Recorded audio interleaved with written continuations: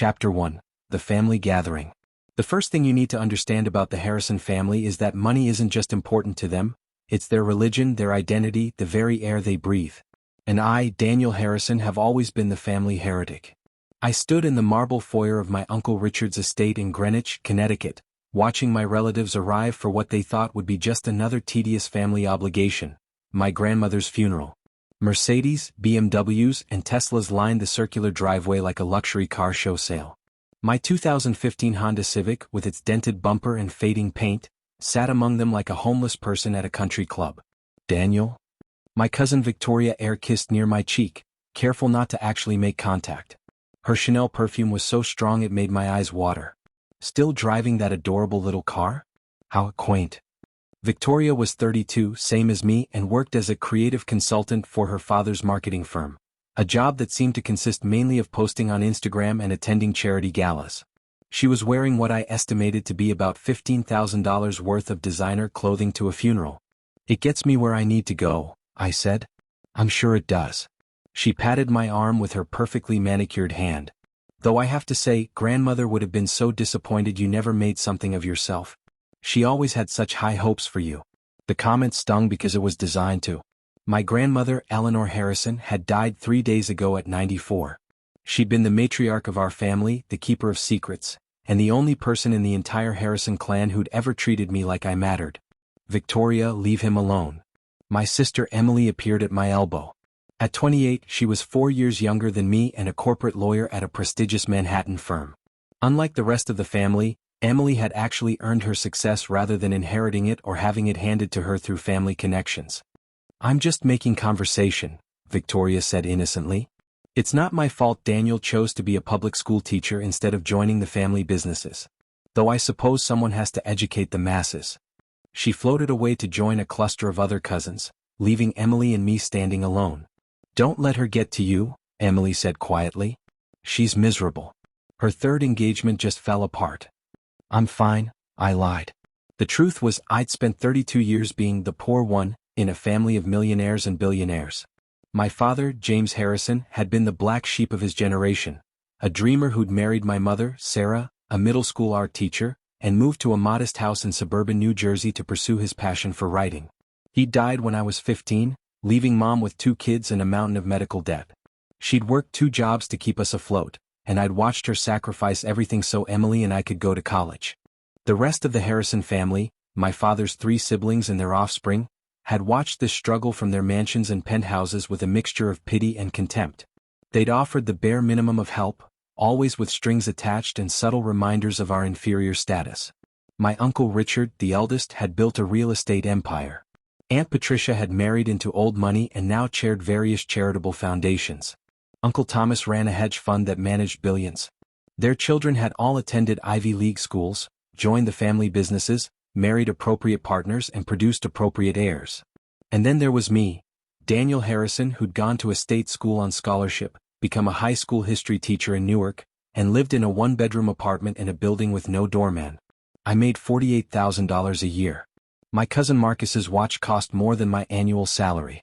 "Everyone, if you could please gather in the main living room," called Mrs. Chen, Uncle Richard's housekeeper. "The service will begin shortly." We filed into the vast living room where my grandmother's casket sat surrounded by elaborate flower arrangements that probably cost more than my monthly rent. The room could have held 100 people comfortably, there were maybe 30 of us and we still looked scattered in the space. I found a seat in the back but Emily pulled me forward. "Come on. We should sit with family."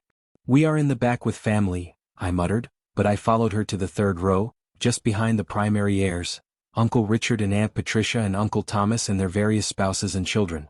The service was everything you'd expect from a Harrison family event: formal, expensive and emotionally distant. A hired minister who'd never met my grandmother read generic platitudes. Uncle Richard gave a eulogy that focused mainly on grandmother's social standing and philanthropic contributions, barely mentioning her as a person. Aunt Patricia cried artfully, her tears somehow not smudging her makeup. I sat there remembering a different Eleanor Harrison. The grandmother who'd sneak me cookies when I visited as a kid. Who'd listen to my dreams of becoming a teacher without judgment, when the rest of the family called it a waste of my potential. Who'd sent me letters throughout college, always with a $20 bill tucked inside and a note saying, Buy yourself something nice. Who'd called me every week until her health started failing, just to ask how I was doing, actually caring about the answer. Grandmother left specific instructions about her final wishes, Uncle Richard was saying. She wanted to be buried next to our grandfather in the family plot at Evergreen Cemetery. The interment will be private, immediate family only. He didn't look at me or Emily when he said, immediate family, but the message was clear. We weren't immediate enough. After the service, everyone migrated to the dining room where a catered spread had been laid out. Smoked salmon, caviar, various expensive cheeses, champagne that probably cost more per bottle than I made in a week. I grabbed a plate and tried to be invisible, which is a skill you develop when you're the poor relation at rich people's events.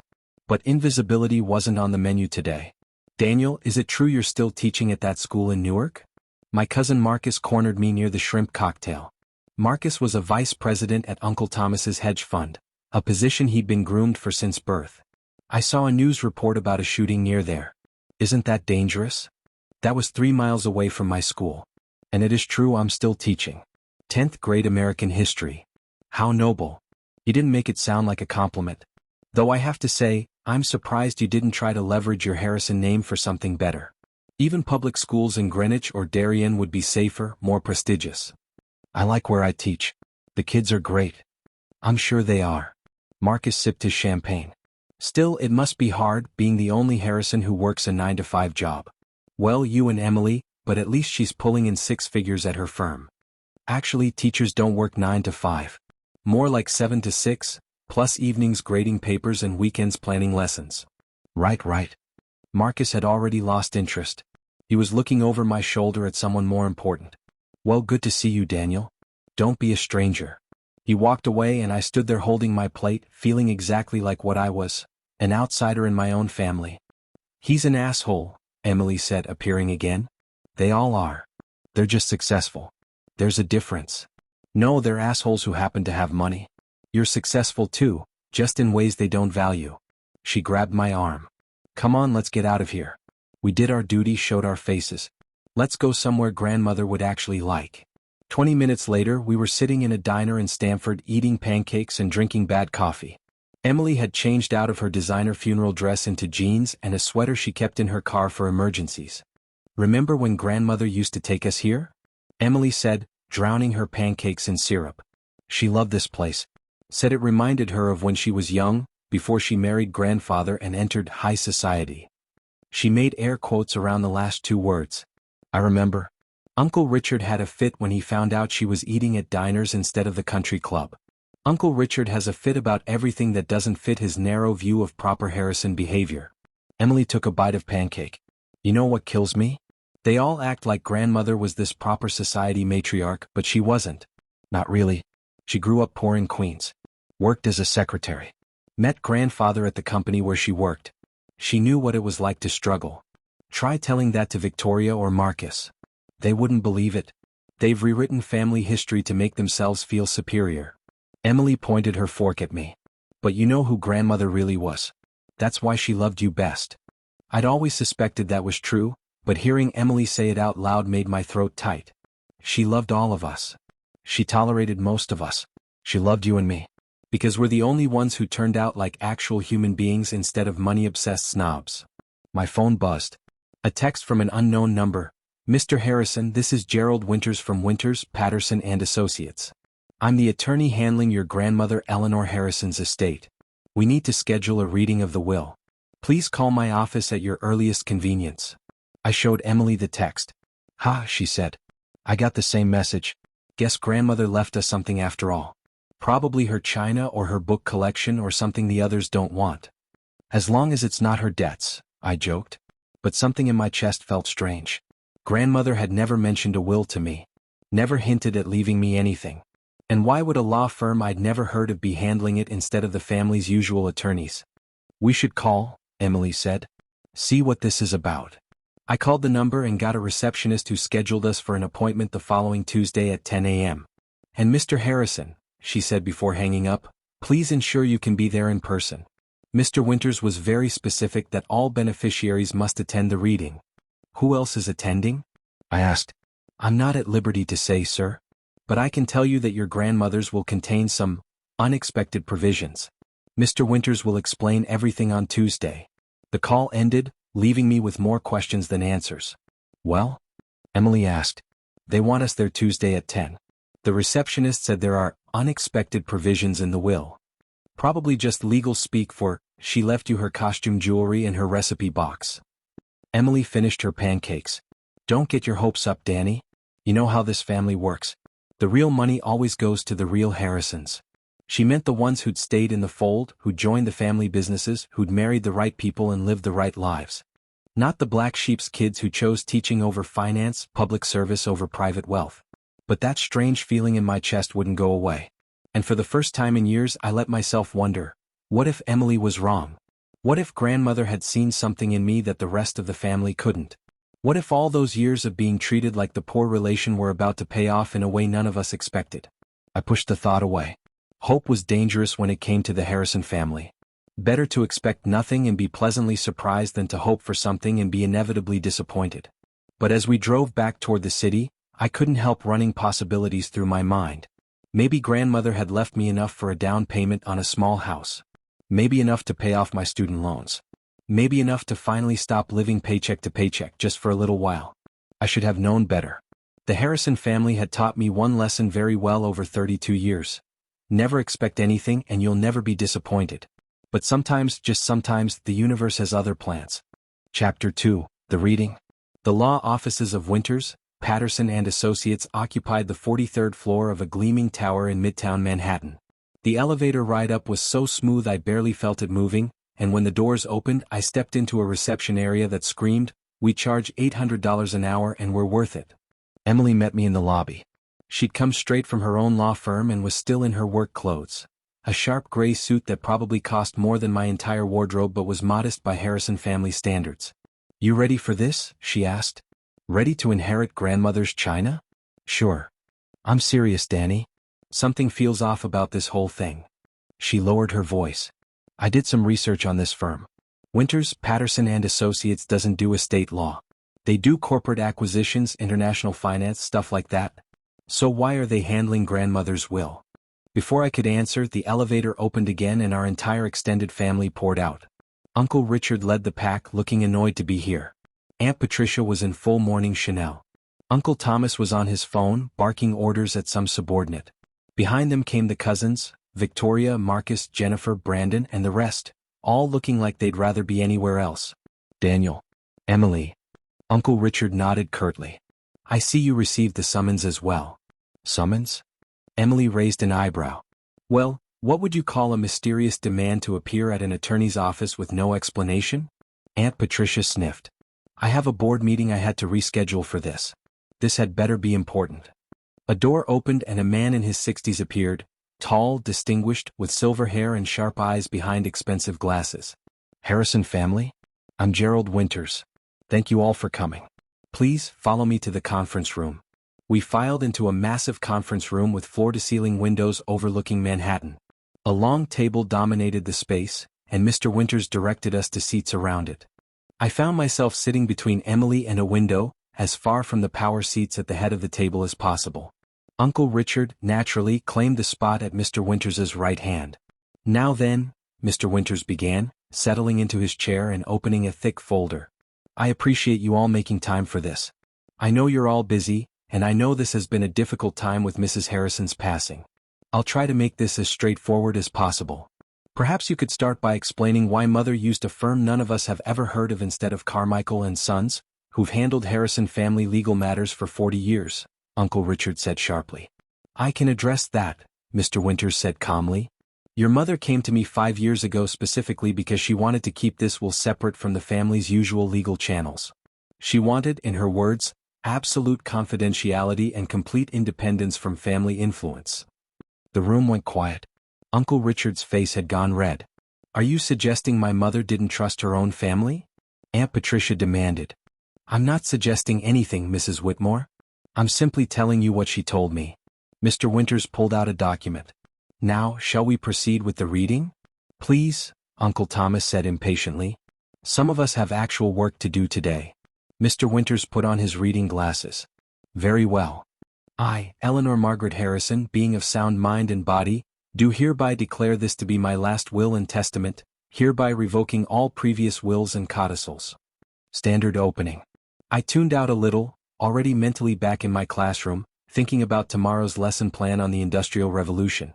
To my son Richard Harrison, I leave my gold watch that belonged to my father, and the sum of $100,000. I tuned back in. 100,000? That seemed small. Uncle Richard was worth tens of millions at least. Uncle Richard's expression suggested he was thinking the same thing, but he nodded graciously. Thank you, Mother. To my daughter Patricia Whitmore, I leave my pearl necklace and earring set, and the sum of $100,000. Aunt Patricia looked like she'd been slapped. That's it? Please let me continue, Mr. Winters said. To my son Thomas Harrison, I leave my first edition collection of Dickens novels, and the sum of $100,000. Uncle Thomas's phone clattered to the table. What the hell is going on here? Mr. Harrison, please? My mother was worth hundreds of millions. The Connecticut estate alone is worth $20 million. And you're telling me she left me $100,000 and some dusty books? If you'll allow me to continue, Mr. Winters said, unruffled by the outburst, everything will become clear. He cleared his throat and continued. To my grandchildren Victoria, Marcus, Jennifer, Brandon, Ashley and Christopher, I leave the sum of $50,000 each, with my hope that they will use it to find purpose beyond the wealth they've already inherited. The cousins erupted in indignation, but Mr. Winters held up a hand. There's more. Quite a bit more actually. And this is where things get interesting. He looked directly at me for the first time, and I felt everyone's eyes follow his gaze. My hands started to sweat. To my beloved grandson Daniel James Harrison, Mr. Winters read, and the room went absolutely silent, I leave the entirety of my remaining estate including but not limited to, all real property, investment portfolios, business holdings, trust funds and personal assets not otherwise specifically bequeathed in this document. The silence lasted exactly 3 seconds. Then chaos. What? Uncle Richard shot to his feet. That's impossible. This is insane. Aunt Patricia shrieked. Mother wouldn't, she couldn't. There must be some mistake, Uncle Thomas said, though his voice was deadly quiet in a way that was somehow more frightening than the shouting. Victoria looked like she'd been punched. Marcus's face had gone purple. The other cousins were talking over each other, their voices rising to a cacophony of disbelief and outrage. Emily grabbed my arm so hard I'd have bruises later. Danny, she whispered. Danny, did you know about this? No, I managed. My voice sounded far away. I had no idea. Mr. Winters waited for the noise to die down, which took several minutes. Uncle Richard finally dropped back into his chair, his hands shaking. Aunt Patricia was crying, though these tears were nothing like her artful funeral tears. Uncle Thomas looked like he was calculating something, his financial mind already working through implications and possibilities. If I may continue, Mr. Winters said. Your mother left a letter explaining her decision. Would you like me to read it? Yes, I said, finding my voice. Everyone turned to stare at me. Please. I want to understand this. Mr. Winters pulled out another document, handwritten on cream-colored stationery I recognized. Grandmother's personal stationery, the kind she used for her weekly letters to me. My dearest family, he began reading in grandmother's voice, or as close as he could get to it. If you're hearing this, I've passed on, and Gerald is reading my will. I imagine there's been some surprise, perhaps even shock at my bequests. Let me explain. I was born Eleanor Margaret Quinn in Queens, New York in 1929. My father was a plumber. My mother took in sewing. We were poor, not movie poor but real poor, the kind where you wear the same dress to school every day and sometimes there's only enough dinner for the children. I learned early that money mattered, that having it or not having it shaped every aspect of your life. Uncle Richard shifted uncomfortably. This was family history they'd all conveniently forgotten. When I was 23, I got a job as a secretary at Harrison and Associates, a small investment firm in Manhattan. That's where I met Robert Harrison, your father, your grandfather. He was brilliant, ambitious, and he saw something in me beyond a pretty face and good typing skills. He saw a mind, a partner. We fell in love, married, and built an empire together. But somewhere along the way, as the money grew and grew, I watched what it did to people. To my own children. Richard, Patricia, Thomas, I love you dearly, but you were raised with silver spoons and you never learned what it meant to truly work for something, to truly sacrifice. Aunt Patricia made a strangled sound. Uncle Thomas's jaw was clenched so tight I thought his teeth might crack. When my son James chose to leave the family business, to marry for love instead of status, to pursue his passion for writing instead of wealth, you all treated him like he'd betrayed the family. You treated Sarah and their children like charity cases, like embarrassments. I watched this and I said nothing, and I'm ashamed of that silence. I felt tears burning in my eyes. Mom had died 3 years ago, worked herself literally to death to provide for Emily and me after Dad passed. The family had sent flowers to her funeral. They hadn't come. But I watched Daniel grow up, Mr. Winters continued, and I saw something I'd almost forgotten existed in this family: genuine goodness. Not the performative charity that makes you feel superior, but real compassion. Real sacrifice. He could have traded on the Harrison name, could have asked his wealthy uncles for cushy jobs, could have taken the easy path. Instead, he chose to teach in a struggling school because he wanted to make a difference. He chose purpose over profit. So here's what you don't know, what I've kept secret for 50 years.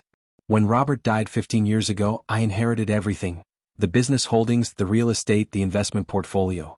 But I also started my own ventures quietly, through shell companies and trusts. I invested in technology startups in the 90s. I bought real estate in cities before they became fashionable. I played the markets with the skills Robert taught me. Mr. Winters paused, looking at me. This is where it gets interesting, Daniel. When Robert died, the family businesses and properties were worth approximately $300 million. Today, those are worth roughly $400 million, managed adequately by Richard and Thomas. But my personal portfolio, the one I built and managed myself? The one nobody knew about. The pause felt endless. It's worth $3.2 billion. The number hung in the air like a bomb that hadn't quite exploded yet. Billion. Emily whispered. With a B. $3.2 billion, Mr. Winters confirmed. And as per Mrs. Harrison's will, all of it goes to Daniel, with the exception of the specific bequests already mentioned. I couldn't breathe. Couldn't think. $3.2 billion. That was more money than I could even conceptualize. That was more money than some countries had. I've left this fortune to Daniel, Mr. Winters continued reading, not because I love him more than my other children or grandchildren, though I'll admit he's always been my favorite. I've left it to him because I trust him to use it wisely, to remember where he came from, to understand that wealth is a responsibility, not just a privilege. To Richard, Patricia, and Thomas, you each already have more money than you could spend in several lifetimes. You don't need mine. To my grandchildren who mocked Daniel for being poor, who treated him as less than, perhaps now you'll understand that a person's worth has nothing to do with their bank account. Victoria had gone completely white. Marcus looked like he might vomit. Daniel, my sweet boy, I know this will change your life in ways you can't imagine. I've left instructions with Gerald on managing the portfolio, on the various holdings and investments. But here's my only request: don't let it change who you are. Stay kind. Stay humble. Stay that teacher who believes every student deserves a chance. And when people from our family come to you, and they will, asking for money, for investments, for handouts, remember that you owe them nothing. They had their chance to treat you with dignity and respect, and they chose differently. I love you all, even those I'm disappointing today. But love sometimes means teaching hard lessons. Daniel earned this through his character, his choices, his heart. The rest of you had every advantage and learned nothing from it. Be well. Be kind. And Daniel, make me proud. You already have. All my love, grandmother. Mr. Winters set down the letter. The silence in the room was absolute, broken only by Aunt Patricia's quiet sobbing. I sat there, numb, unable to process what I'd just heard. $3.2 billion. Billion. With a B. Uncle Richard was the first to recover. This is unacceptable. I'm contesting this will. Mother was clearly not of sound mind. I anticipated that argument, Mr. Winters interrupted smoothly, which is why Mrs. Harrison had 3 separate psychiatric evaluations done over the past 5 years, all confirming her complete mental competency. I have the documentation here. He patted another folder. I also have video recordings of Mrs. Harrison explaining her reasoning, taken at various points over the years, all with her clearly stating that she's of sound mind and that this is absolutely her wish. There has to be something, Uncle Thomas said. Some technicality, some loophole. You're welcome to hire lawyers to look for one. I encourage it, actually.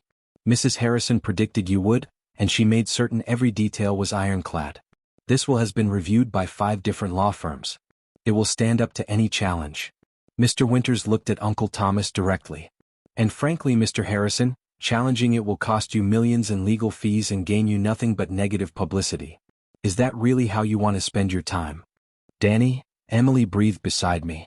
Danny, say something. I tried. My mouth opened but no words came out. $3.2 billion. It was an amount so vast I couldn't even understand it. I made $48,000 a year. This was, I need to go, I heard myself say. I need air. I stood up, my legs shaky, and headed for the door. Behind me, I heard Uncle Richard start to say something, but Mr. Winters cut him off with, let him go. This is overwhelming. Emily caught up with me at the elevator. Danny, wait. You can't just leave. There are things to sign, things to. I'll come back, I said. The elevator doors opened and I stepped in. I need a minute. An hour. I don't know. I need to think. Do you want me to come with you? I shook my head. I need to be alone for this. The doors closed on her worried face and I rode down 43 floors in silence, my mind completely blank with shock. I walked. I don't know for how long. I wandered through Midtown, down through Times Square, eventually ending up in Central Park. I found a bench and sat down, staring at nothing. $3.2 billion. My grandmother, sweet, modest grandmother who lived in a nice but not ostentatious house in Connecticut, who loved diners and old movies and sending me $20 bills and letters, had been secretly worth billions. And she'd left it all to me. To me. Daniel Harrison. The poor one. The teacher. The family embarrassment. My phone had been ringing constantly. I pulled it out and saw dozens of missed calls. Uncle Richard, Aunt Patricia, Uncle Thomas, various cousins. Text messages rolling in. From Victoria, we need to talk about this rationally. From Marcus, Daniel, don't make any rash decisions. Let's meet. From Uncle Richard, call me immediately. This affects the entire family. And one from Emily, wherever you are, I hope you're okay. Call me when you're ready. I love you.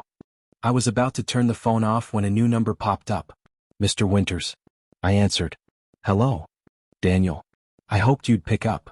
His voice was kind. Your grandmother knew this would be overwhelming. She asked me to tell you something when you were alone, away from the others. What?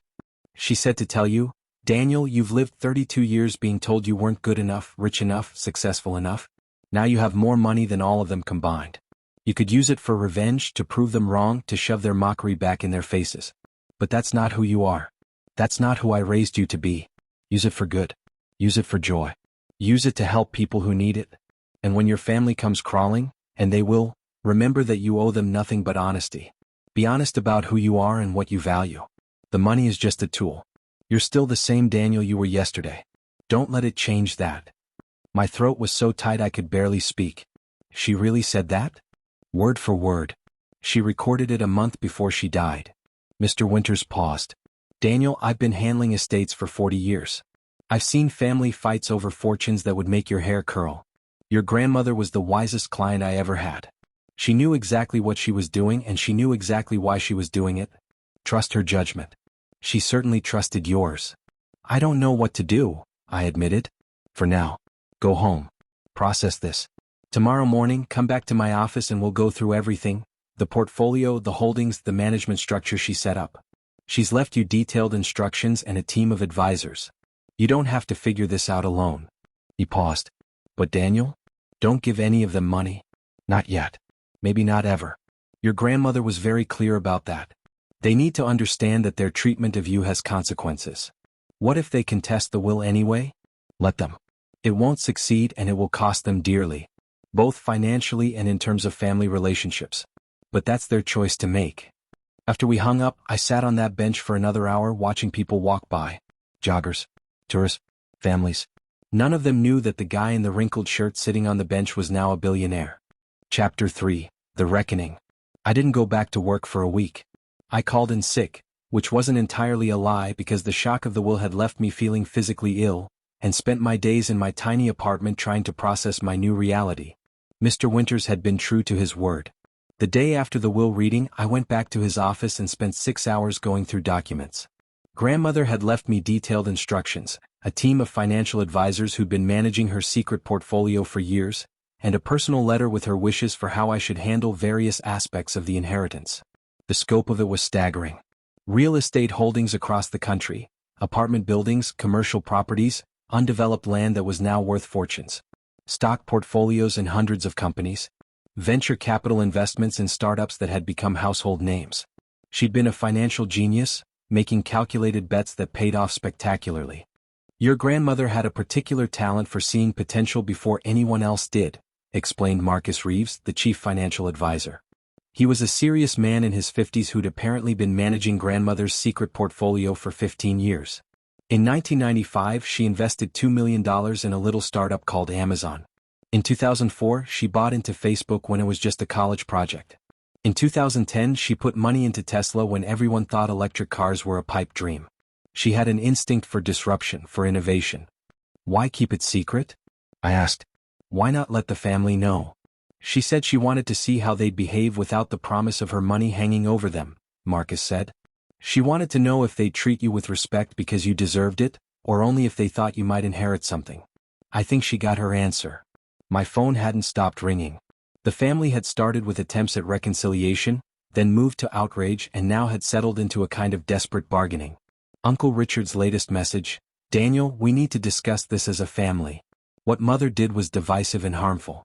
We should pool our resources, work together as Harrisons always have. Aunt Patricia's: Daniel, surely you understand that your grandmother wasn't thinking clearly in her final years.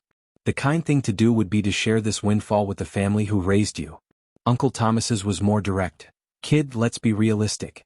You don't know how to manage this kind of money. You'll lose it all within 5 years. Let me help you invest it properly. Family discount on management fees. The cousins were even worse. Victoria had sent a long message about how we'd always been close, a lie, and how she had investment opportunities for me, a scam. Marcus wanted to discuss mutually beneficial partnerships, a handout. The others were various shades of the same thing. Suddenly, I was family again now that I had money. Only Emily had been different. She'd sent one text: I'm happy for you. You deserve this. Call me when you're ready to talk. No agenda, I promise. On day 5 of my self-imposed isolation, I finally called her. Danny, she answered immediately. How are you holding up? I'm billionaire now, I said. How should I be holding up? Honestly, I have no idea. This is so far outside normal human experience that I don't think there's a handbook. I heard her moving around, probably in her apartment. Have you decided what you're going to do? About what? About everything. The money, the family, your job, your life. This changes everything, Danny. Does it? I'm still me. I still care about the same things. Yes, but now you have the resources to act on those things in ways you never could before. You could start your own school. Fund scholarship programs. Build libraries. Change lives on a massive scale. She paused. Or you could buy a yacht and party with celebrities. It's your choice. I don't want a yacht. I know you don't. That's why grandmother left the money to you instead of Marcus, who'd have bought 3 yachts by now. I laughed despite myself. The family's losing their minds. Good. They deserve it. Emily's voice turned serious. Danny, I need to tell you something. Uncle Richard called me yesterday. He wants me to talk to you to convince you to do the right thing and share the inheritance. What did you tell him? I told him to go to hell. More politely than that, but the message was clear. She sighed. But he's not going to stop. None of them are. They're going to pressure you, guilt you, maybe even try to turn this into a legal battle despite what their lawyers tell them. You need to be ready for that. I don't want to fight them. You might not have a choice. Money makes people crazy, Danny. Even family. Especially family. We talked for another hour about practicalities. Emily offered to help me find a good personal attorney, someone who could help me navigate the legal and financial complexities of my new situation. She suggested I might want to hire security eventually, given how much I was now worth. She reminded me that I'd need to be careful about who I trusted going forward. Everyone's going to want something from you now, she warned. Some will be obvious about it. Others will be subtle. But they'll all want something. Even you? I asked, half joking. Especially me, she said seriously. I want you to stay my brother. I want you to stay the guy who calls me at 2 a.m. to discuss historical documentaries. I want you to stay Daniel. That's what I want from you, and it's not negotiable. After we hung up, I made a decision. I called Mr. Winters. Daniel, how are you doing? I'm ready to move forward. I want to set some things up. Excellent. What did you have in mind? First, I want to establish a foundation for education, specifically for underfunded schools and scholarship programs for students who can't afford college. That's a wonderful idea. Your grandmother would be proud. Second, I want to set up trust funds for my students. Not huge amounts, but enough so that the ones who want to go to college can afford it. Maybe $5,000 per student per year for 4 years. Very generous. I'll have the paperwork drawn up. And third, I took a breath. I want to make sure my family knows that grandmother's decision was final. I'm not sharing the inheritance. I'm not investing in their businesses. I'm not bailing them out of whatever financial problems they might have. This money is mine, and I'm using it the way grandmother intended, for good, not for enabling entitled behavior. Mr. Winters was quiet for a moment. That's going to cause quite a reaction. I know. But grandmother was right. They had their chance to treat me decently. They chose not to. Actions have consequences. Would you like me to communicate this to them officially? As your attorney? Yes, please. And Mr. Winters? Make it clear that this isn't negotiable. I'm not having conversations about this. I'm not taking meetings. The answer is no, it will always be no, and they need to accept that and move on. I'll draft a letter today. Anything else? One more thing. I want to keep teaching. At least for now. I don't want this money to change my day-to-day life immediately. I need time to adjust, to figure out who I am now. Perfectly reasonable. Though I should warn you, your net worth is now public record, at least among financial circles. Once it gets out more broadly, you may find teaching difficult. Students, parents, other teachers, everyone will know. Then I'll cross that bridge when I come to it. But for now, I'm going back to work on Monday. That Monday, I walked into Newark High School for the first time as a billionaire. Nobody knew yet. The will reading had been private, and the financial details hadn't leaked to the press. To my colleagues and students, I was still just Mr. Harrison, the history teacher who wore the same 3 sport coats on rotation and brought his lunch in a paper bag. My first period class was American history, 10th graders who were supposed to be learning about westward expansion but mostly wanted to talk about whatever TikTok trend was popular that week. Mr. Harrison. Destiny Martinez called out as I entered. You were gone forever. We had a sub and she was so boring. Only a week, Destiny. And I'm sure Mrs. Patterson did her best. She made us watch a documentary about trains, Marcus Chin groaned. Marcus was one of my brightest students, headed for Stanford on a scholarship if he kept his grades up. Trains, Mr. Harrison. For 90 minutes. Trains were crucial to westward expansion, I said, dropping my bag on my desk. But yeah, 90 minutes might have been overkill. The class laughed and we settled into our usual rhythm. I loved teaching. Loved these kids who showed up every day despite difficult circumstances, who fought for their education in a school that was underfunded and overlooked. Some came from poverty. Some from broken homes. Some were the first in their families to stay in school past 10th grade. They reminded me why I'd chosen this path.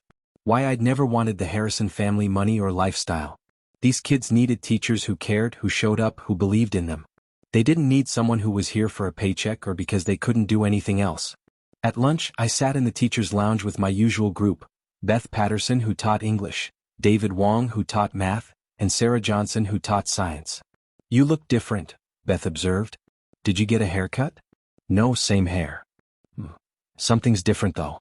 You seem lighter maybe? Less stressed. If only she knew. I'd gone from worrying about whether I could afford to fix my car's transmission to having more money than I could spend in 100 lifetimes. Just glad to be back, I said. How were things while I was gone? David launched into a story about a fight in the cafeteria, and Sarah complained about the broken lab equipment she'd been trying to get replaced for 6 months. The school was falling apart. Leaky roof, ancient textbooks, computers from the early 2000s, a library that was more gaps than books. I made mental notes. The foundation I was setting up could help. Not just the school but schools like it all over the country. Kids like Destiny and Marcus deserve better than ancient textbooks and broken equipment. My phone buzzed. A text from an unknown number. Mr. Harrison, this is Channel 7 News. We'd like to schedule an interview about your recent inheritance. Please call us at your earliest convenience. My stomach dropped. So it had leaked. Within an hour, I had requests from 6 different news outlets. By the end of the school day, reporters were waiting outside the building. Mr. Harrison, is it true you inherited $3 billion? How does it feel to go from teacher to billionaire? Will you continue teaching? I pushed through them without comment and got to my car. My phone was ringing again. Uncle Richard, Uncle Thomas, Aunt Patricia, all the cousins. And now media outlets, financial advisors I'd never heard of, people claiming to be long-lost friends, and at least 3 marriage proposals from complete strangers. I drove home in a daze. This was what Mr. Winters had warned me about. Once the news got out, everything would change. That night, I appeared on the local news. A reporter had dug up my school photo and was standing outside the building talking about the billionaire teacher, who was still showing up to work in Newark's public schools. Daniel Harrison, 32, recently inherited an estimated $3.2 billion from his grandmother, Eleanor Harrison, making him one of the wealthiest individuals in New Jersey. Yet sources say he returned to his teaching job today, apparently unchanged by his sudden wealth. We'll have more on this developing story at 11. My phone exploded. Friends from college I hadn't heard from in years. Old neighbors. People I'd gone to high school with. Everyone suddenly wanted to reconnect, to catch up, to discuss opportunities. And of course the Harrison family. Uncle Richard's message was terse. The news coverage is embarrassing the family. We need to discuss a united front. Aunt Patricia's was more emotional. Daniel, please? Let's talk about this face to face. I'm your aunt. I love you. We can work this out. Uncle Thomas's was predictable. You need professional help managing this. I'm offering my services. 2% management fee, family discount. Victoria's was desperate. Danny, I know we haven't always been close, but we're still family. I have some business proposals I'd love to discuss. Only Emily's message was genuine. Saw the news. I'm sorry. Want to come over for pizza and hide from the world? I took her up on the offer. Her apartment in Brooklyn was a sanctuary, and for a few hours, we ate pizza and watched bad movies and pretended I was still just her broke big brother who taught high school. It's going to get worse before it gets better, she warned. The attention, the requests, the people coming out of the woodwork. You need to develop a thick skin. I don't want a thick skin. I want to be normal. You're a billionaire, Danny. Normal is no longer an option. She grabbed another slice of pizza. But you can choose what kind of billionaire you want to be. The kind who hides away and hoards it? The kind who throws it around trying to impress people? Or the kind who uses it to actually make a difference? The third one. Then start making plans. Real plans. You want to help schools? Start calling education nonprofits. You want to fund scholarships? Set up the criteria. You want to change lives? Start changing them. Don't let the money just sit there while you figure out how to feel about having it. She was right. Grandmother hadn't left me this fortune to agonize over. She'd left it to use. The next morning I called Mr. Winters. I'm ready to start the foundation. Let's do this properly. Chapter 4. Moving Forward. 3 months later, I stood in front of the Newark High School auditorium, looking out at 200 confused students and teachers. Principal Davies was at the microphone. As you all know, we've had some special visitors this week. Architects, contractors, technology consultants. I'm sure you've been wondering what's going on. Well, Mr. Harrison has asked to explain. I walked to the podium, nervous despite the fact that I spoke in front of students every day. This was different. This was personal. Hi everyone. As most of you have probably heard by now, I recently inherited a significant amount of money from my grandmother. Some snickers from the students. Significant was an understatement that had become a running joke. And I've been trying to figure out what to do with it. How to use it in a way that would make her proud, in a way that reflects what I value. So I've made some decisions I wanted to share with you. I pulled out a paper, my hands shaking slightly. First, I'm establishing a foundation called the Eleanor Harrison Education Initiative. Its mission is to provide resources to underfunded schools across the country. And Newark High School is going to be our first project. Principal Davies's head snapped up. What? Over the next 6 months, we're going to renovate this building from top to bottom. New roof, new windows, new heating and cooling systems. We're updating the science labs, building a new library, and replacing all the computers and tablets with current technology. Every classroom will get new furniture, new materials, new textbooks. We're hiring additional counselors and support staff. We're expanding the arts and music programs. The auditorium was dead silent. The total budget for the renovation is $25 million. Gasp. Someone in the back started crying. I saw Beth Patterson cover her mouth with her hands, her eyes wide with shock.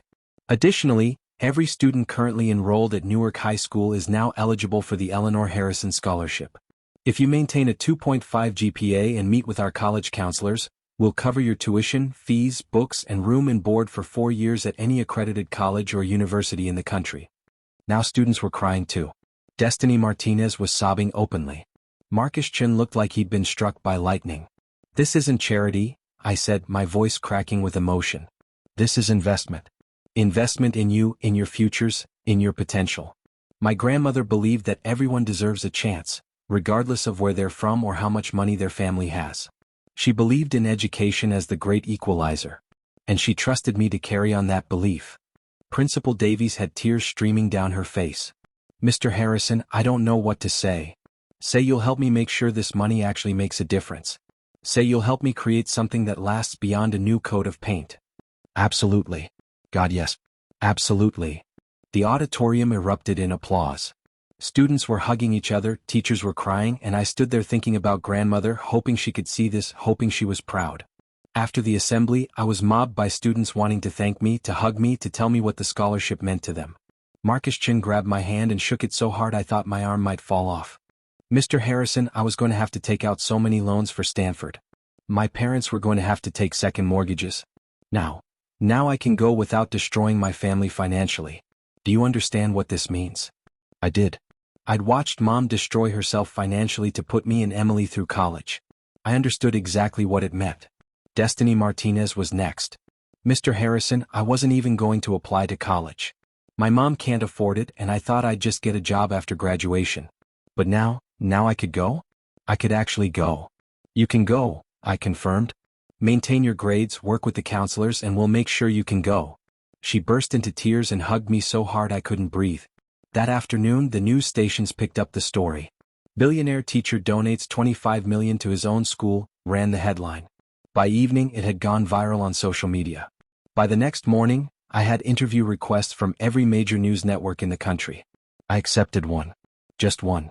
60 Minutes because they promised to focus on the foundation and the students, not on me personally. The interview aired 3 weeks later.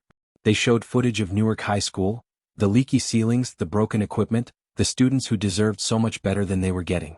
They interviewed Destiny and Marcus and other students about what the scholarship meant to them. They talked to Principal Davies about the planned renovations.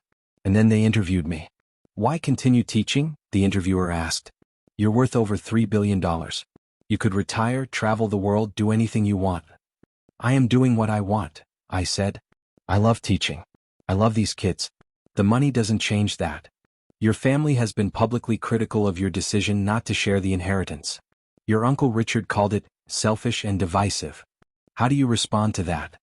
I respond by pointing out that my uncle is worth over $50 million himself, and yet he never thought to donate $25 million to underfunded schools. My family had every opportunity and advantage. They could have used their wealth to make differences in people's lives. Instead, they used it to buy bigger houses and fancier cars. My grandmother saw that, and she made a choice about who she trusted to use her money wisely. That's harsh. It's honest. My grandmother valued honesty over politeness. So do I. What do you say to people who think you're just doing this for publicity to make yourself look good? I'd say those people don't understand what it's like to care about something bigger than themselves. I'm not doing this to look good. I'm doing this because it's the right thing to do. Because these kids deserve chances. Because education matters. Because my grandmother trusted me with this responsibility and I'm going to honor that trust. The interview ended with footage of the groundbreaking ceremony at Newark High School. The mayor was there, local politicians, community leaders. But the people I cared about most were the students standing at the front of the crowd holding shovels, ready to build their own futures. After the episode aired, public opinion shifted. The narrative changed from rich guy refuses to share with family, to teacher uses inheritance to transform education. Offers poured in from other schools, other districts, asking if the foundation could help them too. I hired a team. Education experts, nonprofit managers, financial advisors. We developed criteria for which schools to help, how to maximize impact, how to ensure the money was used effectively. The Eleanor Harrison Education Initiative expanded. 6 months after Newark High School, we announced partnerships with 12 more schools across the country. A year after that, it was 30 schools. We weren't just renovating buildings, we were funding teacher training, providing mental health resources, creating mentorship programs, building partnerships with colleges and businesses. And my family? They eventually stopped calling. Stopped sending angry messages. The letter from Mr. Winters had made it clear. The money was mine, the decision was final, and any further harassment would result in legal action. Uncle Richard tried one last time, showing up at my apartment unannounced about 6 months after the will reading. "Daniel, we need to talk." "No, we don't. I didn't invite him in. I'm your uncle. I'm family. You owe me." "I owe you nothing," I interrupted. "You spent my entire life making me feel inferior because I didn't have money. You treated my mother like a charity case when my father died. You mocked my career choice. You made it clear over and over that I wasn't good enough for the Harrison family. So no, Uncle Richard. I don't owe you anything. Not my time, not my attention, and certainly not my money. Your grandmother would be ashamed of how you're acting. My grandmother left me her entire fortune specifically because she knew I wouldn't give it to you. She saw through your entitled bullshit. She saw who you really were and she made her choice. Now I'm making mine. Go home, Uncle Richard. And don't come back." I closed the door in his face. Emily, who'd witnessed the whole thing from my couch, started slow clapping. "Damn, Daddy. That was ice cold. Was it too harsh?" "It was perfect. Grandmother would have loved it." The only member of my extended family who remained in my life was Emily. She never asked for money, never hinted at wanting help with her own finances. She just stayed my sister, my best friend, my connection to who I'd been before the inheritance. Well, Emily and one other person. Aunt Margaret showed up at my apartment about a year after the will reading. Aunt Margaret was my father's youngest sister, the one who'd moved to Oregon 30 years ago and essentially cut ties with the Harrison family. I barely knew her. "Daniel," she said when I opened the door, "I know I have no right to be here. We've barely spoken in 20 years. But I wanted to tell you something." "Okay." "Your grandmother called me about a month before she died.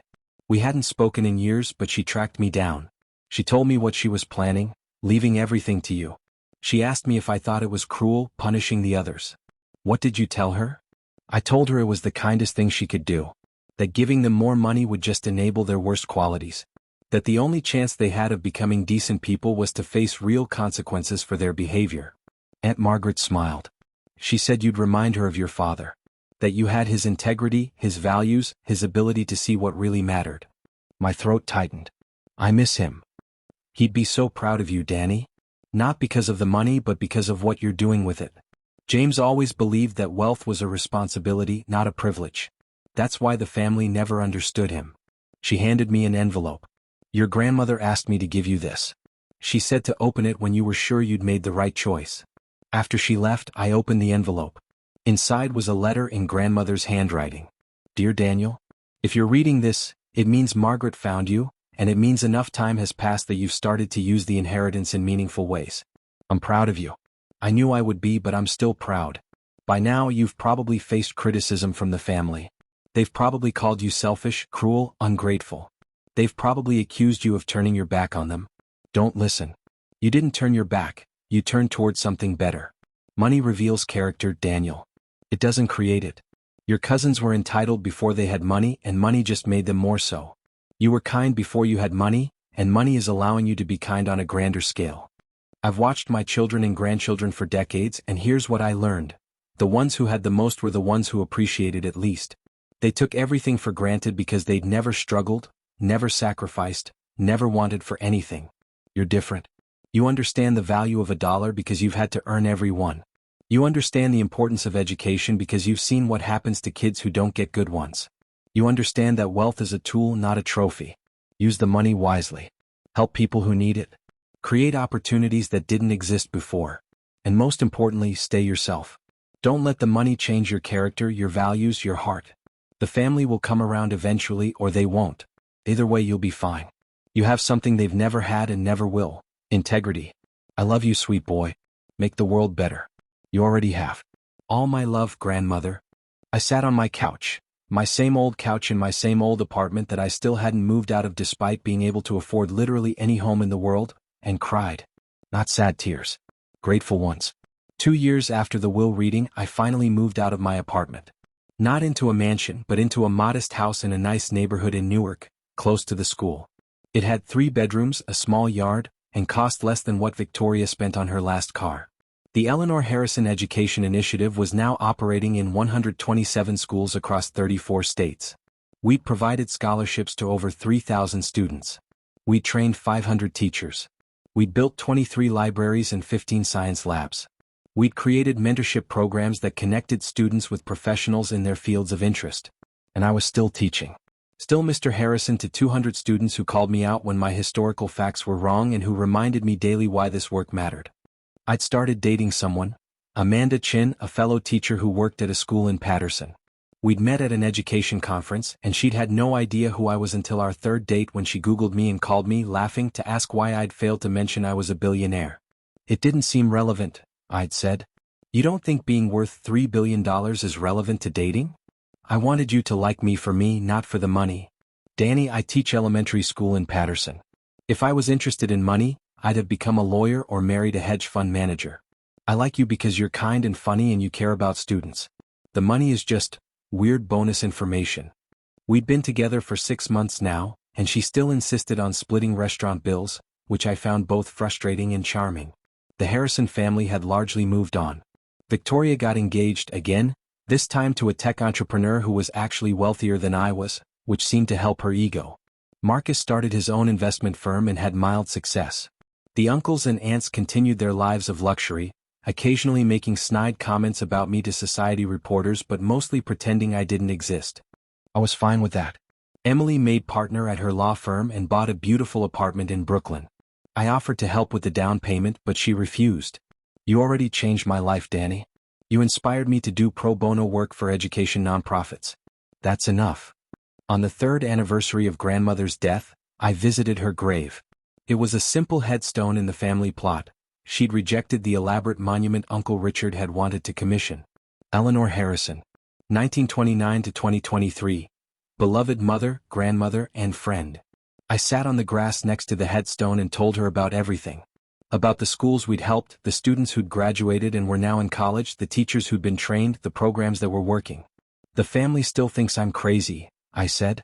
Uncle Richard told a reporter that I'm wasting your legacy on charity cases. He said you'd be disappointed in my choices. The wind rustled through the trees, and I imagined I could hear her laughing. But I think you'd be proud. I hope you'd be proud. I'm trying to use the money the way you wanted, to help people, to create opportunities, to make a difference. I pulled out my phone and showed the headstone photos from the latest school renovation, from scholarship award ceremonies, from thank you letters written by students whose lives had been changed. Destiny Martinez is at Howard University studying political science. She wants to be a civil rights lawyer. Marcus Chin is thriving at Stanford, double majoring in computer science and education. He wants to come back and teach. Can you believe that? A kid who could work anywhere wants to teach. I wiped my eyes. You gave me more than money, grandmother. You gave me purpose. You gave me the ability to act on values I've always had but never had resources to implement on this scale. You changed my life, and through that you've changed thousands of other lives. Thank you. For trusting me. For believing in me when nobody else did. For seeing who I was instead of who the family wanted me to be. I stood up, brushing grass off my pants. I'm going to keep making you proud. I promise. As I walked back to my car, my phone rang. Mr. Winters. Daniel, I have some news you should know about. Your Uncle Richard is selling the Connecticut estate. Okay? That's his business. He's also liquidating some other assets. Quietly, but my sources say he's had some bad investments. Lost a significant amount of money in a cryptocurrency scheme. How significant? He might be down to his last 20 million or so. I tried to feel sympathy and couldn't quite manage it. And he's telling you this because? He's not. But I thought you should know in case he approaches you for a loan or investment opportunity. The answer would be no. I assumed as much. But Daniel? He's still your uncle. If it gets truly bad, if he actually needs help, then he can do what my mother did when she needed help. Get a job, work hard, make sacrifices. He can learn what it's like to not have a safety net. I paused. But if it reaches a point where he's actually destitute, where he's in danger of being homeless or unable to afford medical care, let me know. I won't let family starve, even family that treated me like garbage. But I'm also not bailing him out of consequences he brought on himself. Fair enough. Your grandmother would approve of that line. After we hung up, I sat in my car for a moment thinking about karma, about consequences, about the strange way life works out sometimes. 3 years ago, I'd been the poor one, the family embarrassment, the Harrison who'd failed to live up to the family name. Now I was the richest Harrison by far, and I'd used that wealth to help thousands of people while my successful relatives were finding out that money without character was just paper. I drove back to Newark, to my house, to my life. Amanda was coming over for dinner. We were cooking together, something simple, pasta and salad, nothing fancy. Tomorrow I'd be back in my classroom, teaching the Industrial Revolution to students who'd go on to do amazing things. The money sat in accounts and investments, growing, being deployed strategically to create change. But it didn't define me. It never would. I was still Daniel Harrison. Still a teacher. Still someone who believed in the power of education and the potential of every student. The only difference was that now I had the resources to act on those beliefs in ways I'd never imagined possible. And somewhere, I like to think, grandmother was watching and smiling, proud that her gamble had paid off, that her secret fortune had ended up in hands that would use it not for yachts or mansions or status symbols, but for something that actually mattered. "Thank you, grandmother," I said quietly as I pulled into my driveway. "For everything." The house was dark, waiting. Inside were the blueprints for our next school project, scholarship applications to review, letters from students to read. I grabbed my bag and headed inside, ready to continue the work. Being a billionaire, it turned out, was a lot like being a teacher. It was about believing in people, investing in their potential, and giving them the tools they needed to succeed. The only difference was the scale. And I was just getting started.